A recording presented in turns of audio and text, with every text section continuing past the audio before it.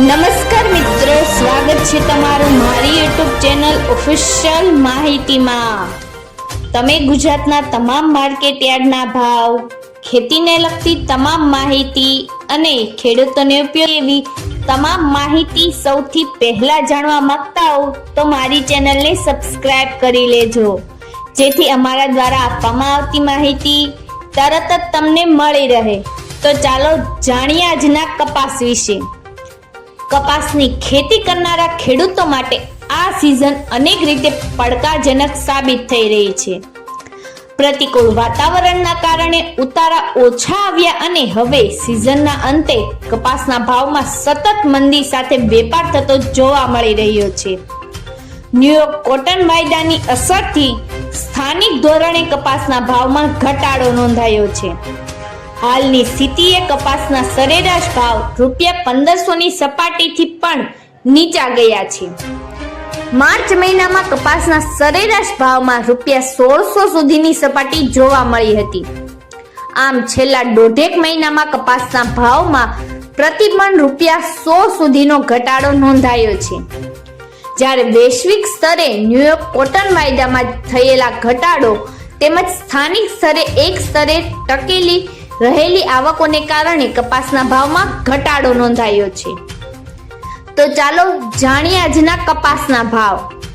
રાજકોટમાં 1300 થી 1561, અમરેલીમાં 995 થી 1503, સાવરકુંડલામાં 1300 થી 1481, જસદણમાં 1325 થી 1490, બોટાદમાં 1320 થી 1561, મહુવામાં 685 થી 1416, ગોંડલમાં 1101 થી 1506, કાલાવડમાં 1150 થી 1480, જામજોધપુરમાં 1300 થી 1521, ભાવનગરમાં 1251 થી 1487, જામનગરમાં 1200 થી 1500, બાબરામાં 1278 થી 1522, જેતપુરમાં 600 થી 1470, વાંકાનેરમાં 1350 થી 1480, મોરબીમાં 1205 થી 1485,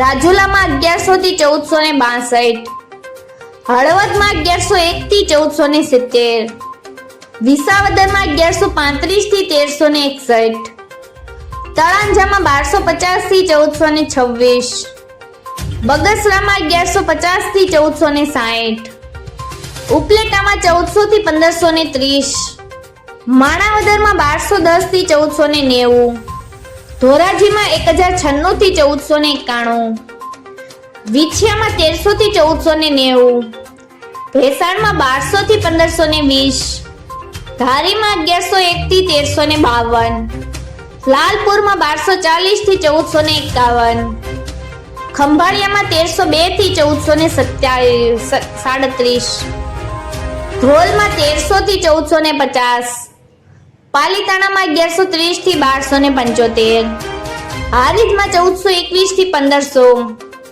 વિસનગરમાં 1025 થી 1548, વિજાપુરમાં 1351 થી 1561, માણસામાં 1100 થી 1556, કડીમાં 1370 થી 1501, પાટણમાં 1200 થી 1503, સિદ્ધપુરમાં 1300 થી 1500, ડોળાસામાં 1200 થી 1446, વડાલીમાં 1351 થી 1556, ગઢડામાં 1300 થી 1484, અંજારમાં 1400 થી 1545, ધંધુકામાં 1232 થી 1412, વિરમગામમાં 1201 થી 1460, ઉનાવામાં 1245 થી 1562।